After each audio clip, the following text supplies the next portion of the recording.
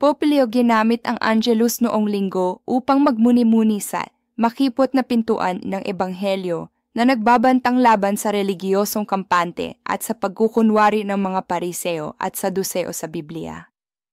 Binigyang diin niya na ang tunay na pananampalataya ay ipinapakita hindi lamang sa pagsamba, kundi sa mga gawa ng pag-ibig, katarungan at walang pag-iimbot na pagpili, na naghihikayat sa mga mananampalataya na tiyakin na ang kanilang mga gawa ay tumutugma sa kanilang mga ipinapangakong paniniwala. Pagkatapos, nanawagan siya para sa pandaigdigang pagkakaisa. Hinihikayat ang mga panalangin para sa mga biktima ng karahasan sa rehiyon ng Cabo Delgado sa Mozambique at para sa kapayapaan sa Ukraine. Hinikayat niya ang mga mananampalataya na makiisa sa inisyatibong World Prayer for Ukraine, ipinagkakatiwala ang nagdurusang bansa sa Panginoon at nananawagan para sa pagtatapos ng sigalot.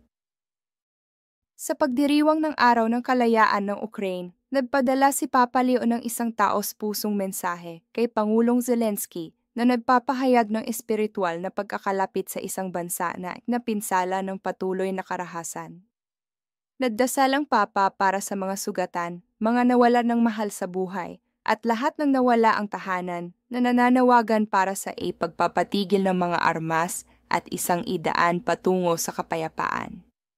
Taas noon na pinasalamatan ni Pangulong Zelensky ang Papa sa kanyang panalangin at atensyon sa gitna ng mapanirang digmaan. Noong una, nakipagpulong si Papa Leo sa Chagos Refugees Group. Pinuri ang kanilang determinasyon at katatagan. Binati niya sila sa isang kamakailang kasunduan na nagsusulong ng pagbabalik ng arkipelago sa Mauritius na tinawag niyang isang pagtutuwid sa isang malubhang kawalang katarungan. Pinuri ng Papa ang kanilang mapayapang pakikibaka para sa karapatang makabalik sa kanilang tahanan ilang dekada matapos ang kanilang sapilitang pagpapatapon.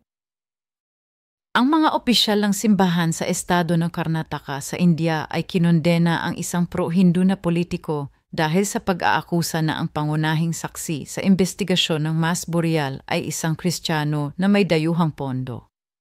Sinasabi ng politiko na sinusubukan ng saksi na siraan ang sinaunang templo. Sa isang hakbang upang makuha ang pagpapalaya ng mga Israeli na bihag sa Gaza, nag-alok si dating ministro Benny Gantz na sumali kay punong ministro Netanyahu sa isang gobyernong nagkakaisa. Ito ay magpapalayo sa mga matataas na kaalyado ni Netanyahu na nasa kanang daan na tutol sa isang kasunduan.